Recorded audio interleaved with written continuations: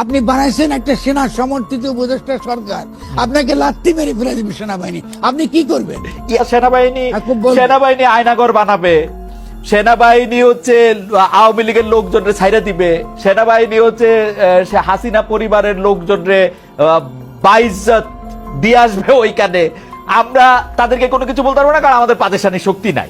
আপনি আমলারা সবই ধোয়া তুলসী পাতা, আর শব্দ সেনাবাহিনী, এটা তো আমি না, আমলারা বেশি দুষ্ট। তাহলে এই শর্ত তৈরি করবার রাজনৈতিক ক্ষমতা আপনার হাতে তো থাকতে হবে। আপনি বানাইছেন একটা সেনা সমর্থিত উপদেষ্টা সরকার, আপনাকে লাত্তি মেরে ফেলে দেবে সেনাবাহিনী, আপনি কি করবেন? আপনার কাছে কি মনে হয় ডক্টর ইউনূসের সরকার অনেক বেশি দুর্বল নাকি? মানে মানে আপনি বারবারই বলতেছেন শিথিল। হ্যাঁ, আপনারা এই সরকার বানাইছেন, আমি তো বানাইনি। আমি তো প্রথম দিনকে বলছি প্রবলেমটা কি হবে। আপনার কথা শুনলে মনে হয় বাংলাদেশ ভাঙা ভুঙ্গা এখন আমি ইন্ডিয়ার সঙ্গে যুক্ত হয়ে যাই। এগুলো তো চলবে না রে ভাই। আমি কি উল্টা কথা কইতেছি ফরাদ ভাই? আমার কাছে মনে হয় যে আপনি বলতেছেন যে বইয়ের একটা মানে আমি বিচার করবো যে হ্যাঁ এটা ইন্ডিয়ার পক্ষে যাইতেছে, সেই জন্য আমি গিয়ে এটা প্রতিবাদ জানা আসবো।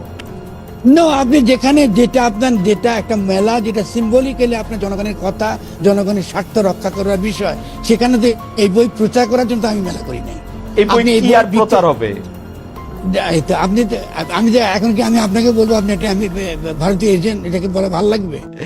আপনি কেন আমাকে ভারতীয় এজেন্ট বলবেন?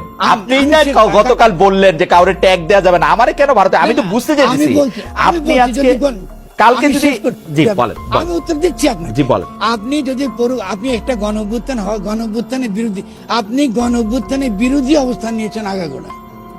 আগাগোড়া বিরোধী অবস্থান নেওয়ার মধ্য দিয়ে আপনি অবশ্যই এই জনগণের যে অভিপ্রায়ের কথা বলছি, আপনি সেই অভিপ্রায়ের বিপরীতে আপনি দাঁড়িয়েছেন। এই ব্যাপার সত্যকে আড়াল করবার জন্য আপনি লেখকের স্বাধীনতার তর্কটা তুলছেন, এটা আরো মারাত্মক। আমরা তো লেখকের স্বাধীনতা আলাদা জিনিস, লেখকের স্বাধীনতা রক্ষা করবো। সে কারণে তোসমান হাসিনের বই বাংলাদেশে বন্ধ হয়ে যাক, এটা আমি বলবো না। যারা পড়ো তারা পড়ছেন, আমরা কেউ কি বলেছি যে তোসমানের বই বন্ধ করে দিন, বা ওরা কি কোথাও অন্য কোনো লাইব্রেরিতে গিয়ে এই বই তুলে দিন, এটাকে বলা হয়েছে? আপনি 21-এর বই মেলায় একটা যখন আপনি একটা বই দোকানকে আপনি অনুমতি দিয়েছেন, স্বভাবতই আপনার একটা নীতি থাকা দরকার। নীতিটা কি? জনগণের স্বার্থের সঙ্গে সংগতিপূর্ণ বইগুলো প্রচার করা। আমি প্রশ্নটা কি, আপনি শেষ করেন, আমি একটু সরলভাবে করি যে ফরদ ভাই, তাহলে কি আপনি মনে করেন যে ধরা যাক আপনি আমাকে মনে করেন, আমি আপনার থেকে সর্বতভাবে আগে ক্ষমা চাই নিলাম, আপনি এটার প্রশ্ন হিসেবেই দেখেন, আমার মতামত হিসেবে দেখেন, আপনি কি এটা মনে করেন না যে গণ অভ্যুত্থানের বিরুদ্ধে যদি কেউ লিখে, সে কি আর লিখতে পারবে না জীবনে বাংলাদেশে, বা বইমেলায় বই প্রকাশ করতে পারবে? আমি গণ অভ্যুত্থানের বিরুদ্ধে বহু লোক লিখছে, ওকে, বাংলাদেশে এখনো লেখা হচ্ছে। জি, আমরা তো তার বিরুদ্ধে কিছু বলছি না। আপনি যখন ওরা আপত্তি যখন করছে, আপনি তখন তাদেরকে কি বলছেন? মব বলছেন। আপনি তাদের ক্ষোভটাকে আপনি আনেন নাই। আপনি তো বলতে পারতেন, আলোচনা করতে পারতেন, আপনি সেটা না করে আপনি এটাকে মব বলে আপনি তাকে চিহ্নিত করছেন। আমি ওটারই প্রতিবাদ করছি। আমি তো বলি নাই, আমি তো এর আগে দেখুন, তোসমান হাসিনের বইটা বন্ধ হোক বা ওখানে বিক্রি না হোক, এটা তো আমি বলিনি। আমি বলেছি আপনি যখন এটা করেছে, আপনাকে জনগণ যখন ক্ষোভ প্রকাশ করতে গেছে, এটাকে আপনি মব বলছেন, এটার আমি আপত্তি করেছি। আমার মনে হয় আমার তাহলে এইবার আমি বুঝতে পারছি। আমি যতদূর দেখলাম ওইখানে লোকজন গিয়ে বলতেছেন যে আগে তুমি মাপ চাও, আগে তুমি কানে ধরো, তাহলে আপনি মনে করেন যে ওইটা ঠিক আছে, যে কেউ ওকে বলতে পারে যে তুমি এটা করছো, এটা এই বই তুমি এখানে বেচতেছো, তুমি এখন কানে ধরতে হবে, তোমার এখন মাপ চাইতে হবে। আমি বলি কানে ধরা, মাপ ধরা, এটা আমি কিছু বলি না। এটাকে আমি করতাম জানলে, কারণ কাউকে কানে ধরা, কাউকে শাস্তি দেওয়া, এটা ডেফিনেটলি আমি ভিডিওতে তাই দেখলাম যে কানে ধরতে বলতেছো। না, ঠিক আছে, ভেরি গুড। আমি এটা সমালোচনা, সেটা ভিন্ন তর্কের বিষয়। আমরা তর্ক বলছি, আপনি আমার দেখেন পোস্টটা পড়েন, লেখকদের স্বাধীনতার নামে জনগণের ক্ষোভকে যখন আপনি দমন করতে চেষ্টা করেন, আপনি আসল তর্কটাকে আপনি আড়াল করে ফেলেন। আসল তর্কটা জনগণের ক্ষোভ প্রকাশ করার অধিকার তার রয়েছে, আবার সে ক্ষোভ সে প্রকাশ করতে গেছে, তাকে আপনি মব বলছেন, এটা তো না। কি বলা উচিত ছিল? এটাই কি বলা উচিত ছিল? আপনি ক্ষোভ শোনা উচিত ছিল, আপনি বই শোনানো উচিত ছিল, অথবা আপনি নীতিগত বোঝানো উচিত ছিল যে ভাই আমরা তো এটা 21শে বইমেলা, এটা সকলের বই আমরা এখানে প্রকাশ করি বা কিছু একটা। আপনাকে কথা শুনতে দিতে হবে, কারণ বাংলা একাডেমি নিজেরও নীতি ছিল এমন কোনো বই আপনি ওখানে প্রচার করবেন না যেটা অবশ্যই 21-এর সংবিধানের বিরোধী। ফরহাদ ভাই, আমি আমি আমি আমি আপনার একজন, এটাকে কি বলে, আমি এই পলিটিক্যাল পার্ট থেকে না, কিন্তু অন্য জায়গায়, কারণ ওগুলি আমি একটু, যেহেতু আমার বুদ্ধিশুদ্ধি কম, আমি একটু কম বুঝি, কিন্তু আমি আপনাকে পড়ি, আমি আপনাকে একটা লম্বা সময় ধরে আপনাকে পড়া, তো আমি এই জীবনে কোনোদিন এরকম পাইলাম না যে আপনি কোনো লেখারে কোনো একটা নীতিমালার মধ্যে দিয়ে নিতে চান, এরকম আমি জীবনে বুঝি নাই ফরহাদ ভাই, যে এটা বাংলা একাডেমির নীতিমালা হোক, ধর্মীয় নীতিমালা, কিচ্ছুর মধ্যে দিয়ে আপনি নিতে চান, এটা আমার জীবনে মনে হয় নাই। না, কেন নিতে যাবে না?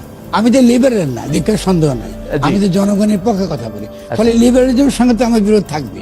আমি নীতি চাইবো না কি জন্য? আপনি আমাকে ডেফিনেটলি জনগণের পক্ষে, নীতিত্বের পক্ষেই লড়তেছে। এখন যারা এই জনগণ মানে সংখ্যাগরিষ্ঠ জনগণ, তাই তো, মানে ডেফিনেটলি সাধারণ মানুষ যারা, যাদের আমরা বলি না, যাদের কথা আমরা শুনতে চাই না, অর্থাৎ 90%, দমন করি, অর্থাৎ 90%, ডেফিনেটলি 90% মানুষ।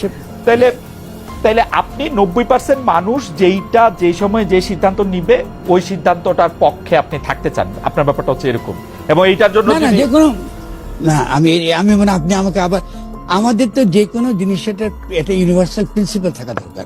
ইউনিভার্সাল প্রিন্সিপালটা হচ্ছে যে একটা জনগোষ্ঠীর তার কিছু সঙ্গত ক্ষোভ বিক্ষোভ থাকবেই, ঠিক আছে না? সে ক্ষোভ বিক্ষোভকে আপনার শোনা এবং তার প্রতি সুরাহা করা, তার ক্ষোভ বিক্ষোভ সবসময় যে আপনার সঙ্গত, এটা তো আমি একবার দাবি করিনি, কিন্তু ক্ষোভ বিক্ষোভ শোনাটাই হচ্ছে রাষ্ট্রের কর্তব্য, ক্ষোভ বিক্ষোভ শোনাটাই আমাদের কর্তব্য। কিন্তু আপনি ক্ষোভ বিক্ষোভ না শুনে আপনি যখন মব দিয়ে ট্যাগ দেন, তখন এটা হয়ে যায় বিপজ্জনক। আপনি যে মব দিয়ে ট্যাগ দিবেন কি জন্য? আপনি যদি মনে করেন, আপনি যদি তখন সে গিয়া ওকে কান ধরতে বলছে, আপনি না তুমি এটা করতে পারো না, এটা বিচার করার অধিকার তোমার নাই, তুমি বাংলা একাডেমি আছে, তার প্রশাসন আছে, সেখানে গিয়ে তুমি নালিশ করো, that is a different thing altogether. কিন্তু আজকে সকলে মিলা তথাকথিত সেকুলাররা হঠাৎ করে ঝাঁপায় পড়ছে যে আজ এই মাদ্রাসার ছেলে, এর আগে দেখেছি আমরা মাদ্রাসার ছেলে দেখলে এরা সব জঙ্গি, মাদ্রাসার ছেলে দেখলে এগুলো সব আপনার, এটা তো হতে পারে না। ট্যাগিংটা তো খুব খারাপ। শুধু মাদ্রাসার ছেলে দেখলে জঙ্গি, তো ব্যাপারটা এরকম না। আপনাকে তো এইটাও লিখতে হচ্ছে যে আগে যেমন এরকম একটা ট্যাগ দেওয়া হচ্ছে, এখন একটা হিন্দু দেখলেই সে ভারতের দালাল, একটা মন্দির দেখলে একটা, ওইটাও তো আপনারা বলতে হইতেছে আসলে, মানে এবং ক্রমাগত ভাবে আপনার এটা বলতে হচ্ছে, অনেক মানুষের নিন্দা সহ্য করতেছে, কিন্তু আপনি এটা স্পষ্ট বলতেছেন যে আগে যেমন ওদেরকে ট্যাগ দেওয়া হয়তো, এরকম ট্যাগ এখন হিন্দুদের দেওয়া হচ্ছে।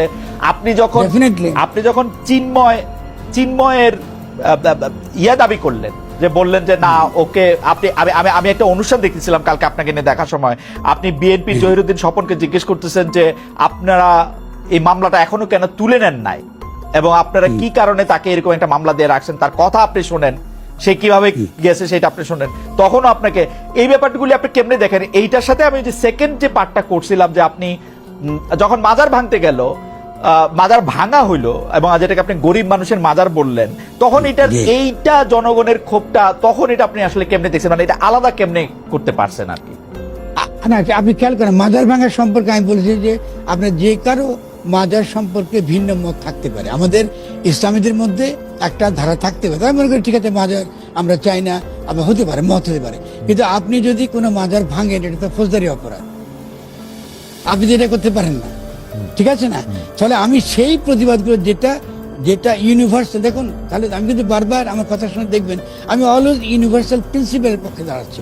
আমি যদিও গরিবের পক্ষে, কোনো সন্দেহ নাই, কিন্তু গরিবের পক্ষে দাঁড়াতে গিয়ে আমি ইউনিভার্সাল প্রিন্সিপাল, যেটা ধনীরাও মানতে বাধ্য, আমি তো গরিবের আপনার একমাত্র একাধিপত্যের কথা কখনো বলি নাই। ফলে আপনি মাজার ভাঙবেন, এটা নিশ্চয়ই আমার রাষ্ট্রের কাছে আমার ফরিয়াদ জানাবার অধিকার আছে, এটা ফৌজদারি অপরাধ, এবং যারা ভেঙেছে তাদেরকে গ্রেফতার করা, তাদের বিরুদ্ধে আইনি ব্যবস্থা গ্রহণ করা রাষ্ট্রের দায়িত্ব।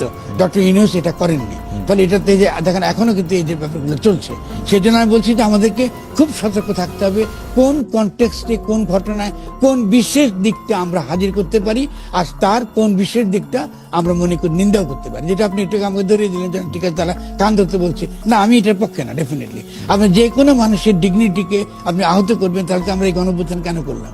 আজকে আপনার চিন্ময়ের পক্ষে আমি জানিয়েছি, গণঅভ্যুত্থানের পরে আপনি পুরনো ব্রিটিশ আইনে রাষ্ট্রদ্রোহিতা আইনের দ্বারা কাউকে গ্রেফতার করা গণ অভ্যুত্থানের সঙ্গে বিশ্বাসঘাতকতা। ডক্টর ইউনূসের সরকার সে বিশ্বাসঘাতকতা করেছে এবং সেটা আমি ডেফিনেটলি বলবো যে এটা তার করা উচিত হয়নি এবং সেটা তার সামনে গিয়ে আমি তাকে পরিষ্কার কথাটা বলেছি।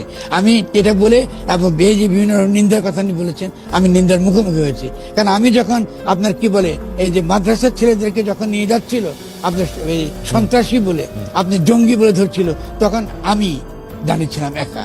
ফলে তখন আপনার সমস্ত সেকুলার মহল আমাকে জঙ্গি জামাতি হানো কোনো কিছু নেই তারা সব বলেছে। তো তাতে কি হয়েছে ইতিহাস তো দেখবে আমি কি করি। কিন্তু ফরদ ভাই আমি একটু জানার জন্য আপনি যাদেরকে সেকুলার মহল বলতেছেন বা যাদেরকে ওরকম বলতেছেন তাদের মধ্যে অনেকে তো আপনার তত্ত্ব আপনার শিক্ষায় তারা শিক্ষিত, আপনার দীক্ষায় তারা দীক্ষিত, আপনার আলোকিত। এমন কি আপনার কাছ থেকেই শোনা যে আপনার সাথে তো সেকুলারদের কোনো বিরোধিতা নাই, আপনি তো ইসলামের সঙ্গে কোনো বিরোধিতা। ইসলাম আমি একটু অ্যাড করি, ইসলাম বনাম সেকুলারিজমের বাইনারি, হ্যাঁ এর বিরুদ্ধে আমি লড়াই করছি। এরকম তো কোনো বাইনারি। কিন্তু আপনি যখন ইনটিউস করতেছেন যারা এরকম হালকা পাতলা কথা বলে তাদেরকে আপনি আবার সেকুলার ঘরানার বলছেন কেন? কারণ অনেক ইসলামিস্টরাও তো আপনার আসলে ডেফিনেটলি যে ওদেরকে সেকুলার বলি যারা আপনার ধর্মকে তাদের জীবন থেকে এবং সামাজিক পরিসর থেকে রাজনৈতিক পরিসর থেকে একদম আলাদা গণ্য করে। এই অর্থে সেকুলারিজম একটা বিশেষ ধরনের দৃষ্টিভঙ্গি যেটা আমাদেরকে আগামী দিনে একটা জনগোষ্ঠীকে রাজনৈতিক জনগোষ্ঠী গঠন করবার ক্ষেত্রে এটা অনেক বড় বাধা। ঠিক তেমনি তথাকথিত খেয়াল করেন আমি এটার সাথে ব্যবহার করি ধর্মবাদী যাতা ধর্মের নামে আসলে জাতিবাদ করে, কেমন এদের আমি বিরোধী। আপনি তো ধর্ম এবং বনাম সেকুলারিজম এই বিরোধিতা দেখান এটা জাতিবাদ থেকে এটা তৈরি। আমি মুসলমান জাতি, এই দেশের সংখ্যাগরিষ্ঠ মুসলমান, ফলে ইসলামী একমাত্র এখানে কায়েম হবে। আমি তো তারও বিরোধিতা করি। ইসলামের তো আরো প্রিন্সিপাল আছে, পলিটিক্যাল ফিলোসফিক্যাল প্রিন্সিপাল আছে। আপনি আমাদের প্রোক্লেমেশন আছে সাম্য, মানবিক মর্যাদা, সামাজিক ন্যায় বিচার, এই তিনটাই তো ইসলামের মর্মবাণী। তো ওটা তো ইসলামী রাজনীতি। কিন্তু আপনি তো কখনো আপনার মনে হয় কিনা, এইটা এই পর্বের শেষ প্রশ্ন, কখনো আপনার মনে হয় কিনা আপনি যেটাকে ইসলাম মনে করতেছেন বা আপনি যেটাকে ইসলাম হিসেবে ব্যাখ্যা করতেছেন ফ্রম ইবাদত নামা টু টুডে, ওই ইসলামের সাথে সরাসরি বিরুদ্ধ পক্ষ দাঁড়ায় যায় যখন আপনাকে বলতে হয় যে তোমরা যদি মনে করো আমাকে কতল করে ফেললে, অর্থাৎ আপনাকে আমাকে কতল করে ফেললে তোমাদের ইসলামী শাহী বা ইসলামের আদর্শ, তাহলে আমি দাঁড়ায় আছি, আমাকে কতল করে ফেলো, এই কথাও যখন আপনার বলতে হয়, তো আপনি আসলে শুধু প্রতিপক্ষটা সেকুলারদের কেন করেন?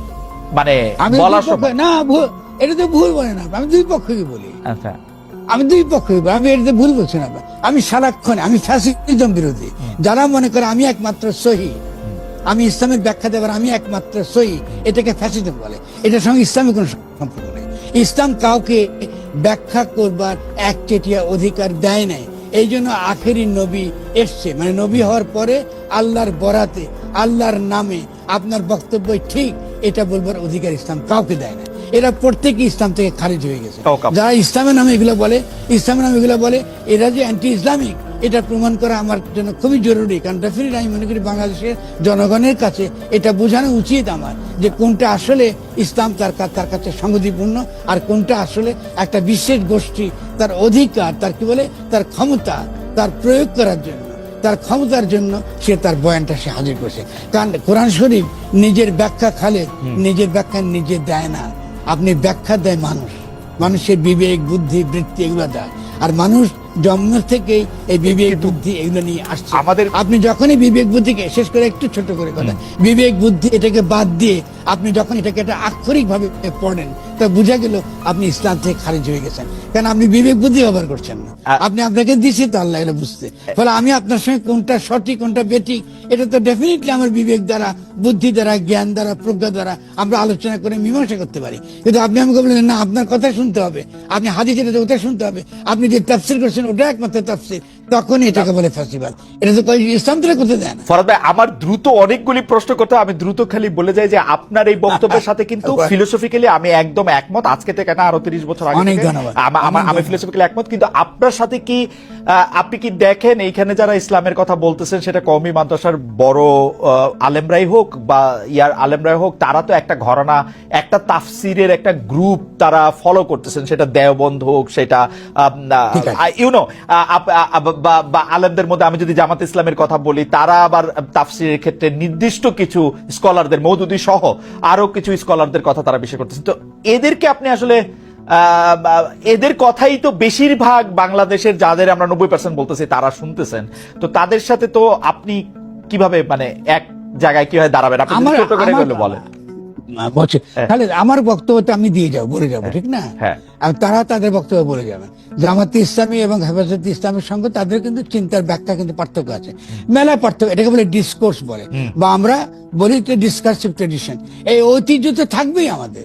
আপনি আজকে মওদুদির কাছ থেকে আপনাকে প্রভাবিত করতে পারে, আজকে আপনার কি বলে হেফাজতে ইসলাম প্রভাবিত করতে পারে। এটাই তো আমাদের শক্তির জায়গা। এটার মধ্যে বিভিন্ন রকম চিন্তা, বিভিন্ন রকম ব্যাখ্যা থাকবে। ইসলামও এটাকেই প্রমোট করে। যেমন ফতোয়া দেওয়ার অধিকার আপনার আছে, ফতোয়া দেওয়ার অধিকার আছে। যে কোনো মুফতি, তার যদি ক্ষমতা থাকে, তার যদি সে প্রজ্ঞা থাকে, তিনি ফতোয়া দিবেন, কিন্তু ফতোয়া ইমপ্লিমেন্ট করবার অধিকার কোনো মুফতির নেই। ফলে ইসলাম তো অ্যালাউ করে ডেমোক্রেসি।